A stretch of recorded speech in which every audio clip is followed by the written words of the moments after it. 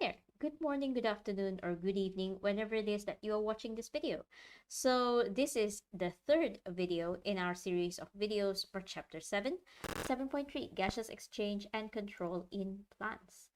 Okay, so these are my learning expectations for you. I expect that by the end of this lesson, you should be able to explain the regulation of stomatal opening and closing based on the starch-sugars hypothesis.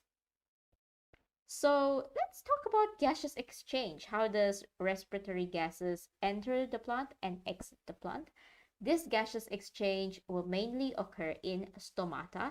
So this is something that you learned about since you were in school. You on the leaves there are these little pores. We call them stomata. They look like this under a microscope. And then if you draw them in a diagram, they usually look like this. Okay, but gaseous exchange can also occur in lenticels. So lenticels, if you've ever looked at some trees on the barks of the trees, you'll see that there's these little pores or holes where gases can enter and exit um, the plant itself. And you can also, of course, go and have a look at Wikipedia if you want to learn more. It's free information out there. So if you want to read more about lenticels on your own, go ahead and do that.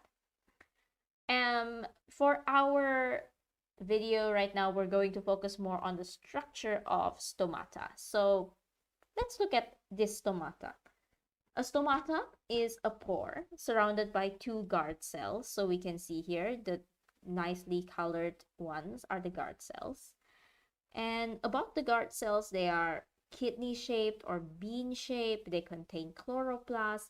They are thin and more elastic on the outer wall. So, bahagyan ng luar ni, this outer wall, which is the light green part, is thinner and more elastic. So, it can expand more easily. And then the dark green part on the inside near the pore itself, okay?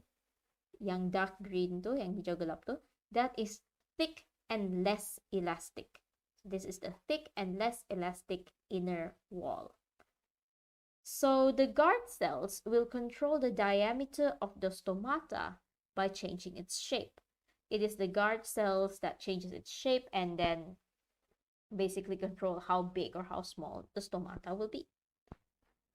The function of stomata is to regulate gaseous exchange and to regulate transpiration. It's there to make sure that oxygen can come out, carbon dioxide can come in, it can make sure that water vapor can evaporate out of the cells, out of the plant, that kind of stuff, things you already learned about in school before. It's nothing really new. And I'm sure you still remember some, if not all of this. All right, so what is new compared to when you were in school is this thing called the starch-sugar hypothesis. It is one of the hypotheses used to explain how the stomata can open and close. Yalah, memang dari dulu kita tahu yang dia boleh buka dan tutup. Cuma sekarang sebab kamu kan mau jadi scientist. So you have to learn to explain things in a scientific way. And one of the ways they try to explain is with this hypothesis. Okay, so the basis for the starch-sugars hypothesis is the stomata opening will occur during the day and the stomata will close during the night. Okay, so these are the first two premises when it comes to the starch-sugar hypothesis. So let's look at this starch-sugar hypothesis step by step. All right, so during the day, we're going to look at how the stomata opens during the day. Siang, during daytime, photosynthesis occurs in the guard cell and it will synthesize sugar. Photosynthesis will decrease the concentration of carbon dioxide and thus the pH will increase. Increased pH will cause the starch to convert to sugar. Starch is, remember, a storage form of carbohydrate.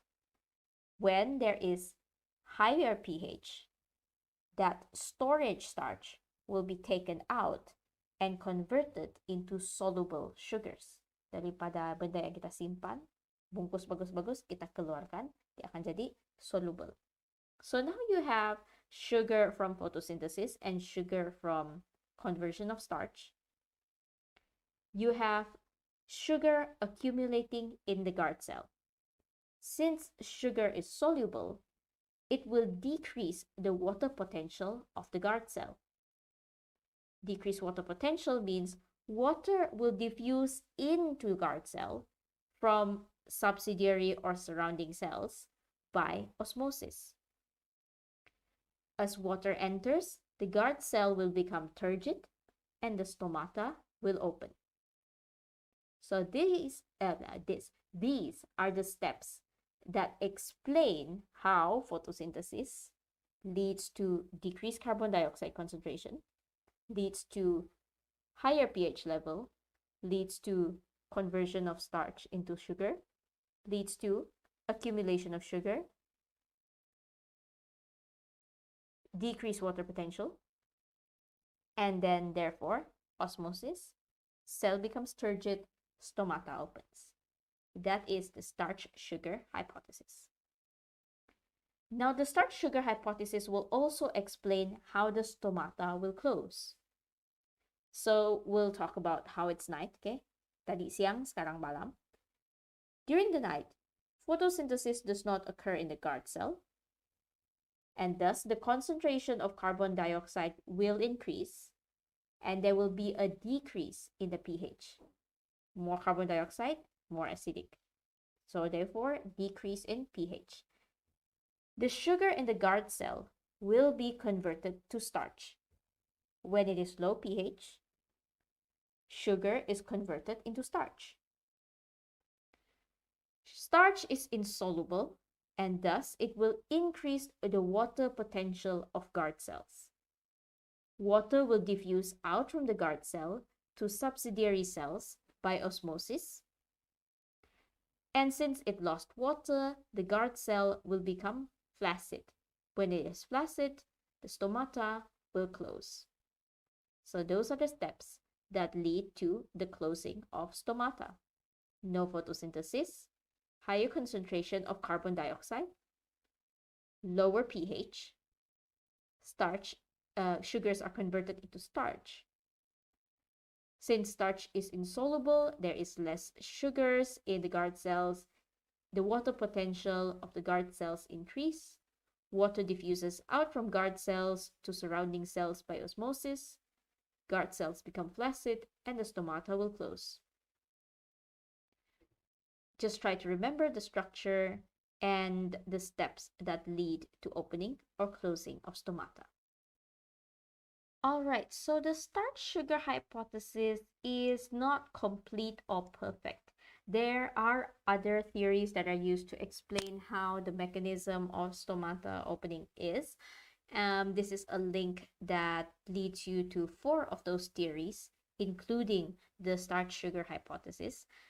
This is one of those fields of biology where we're teaching you one of the theories, but it's an ever-expanding field.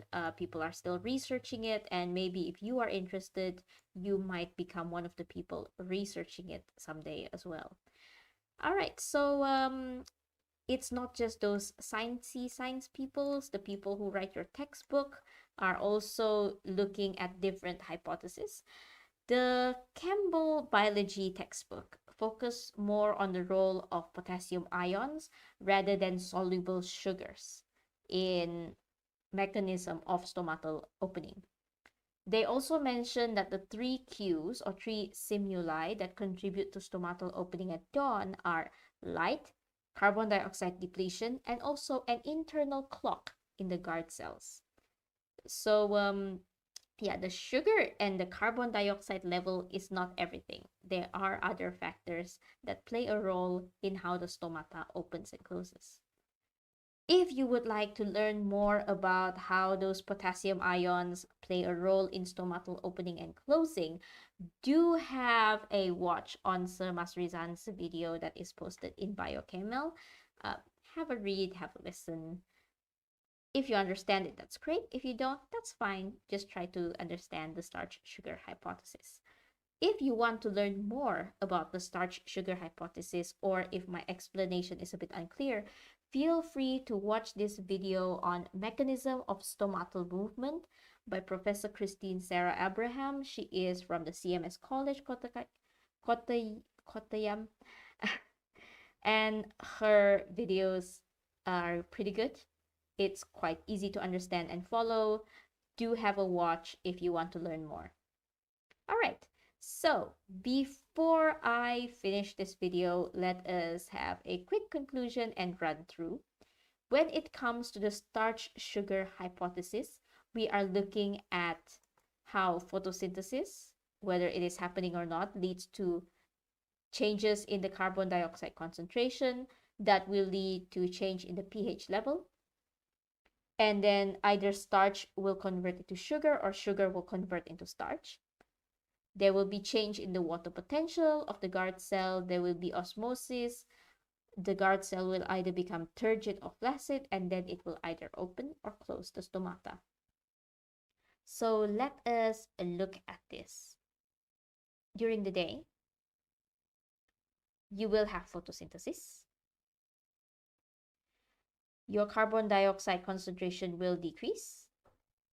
Your pH level will increase. Starch will be converted into sugar. Water potential of the guard cell will decrease. Water will flow in to the guard cell by osmosis. That means your guard cell will become turgid and the stomata will open. Whereas during the night, there will be no photosynthesis. So the carbon dioxide concentration will increase. The pH level will decrease. Sugars will be converted into starch. Water potential of the guard cell will increase and water will flow out of the guard cell by osmosis. The guard cell will become flaccid and then the stomata will close.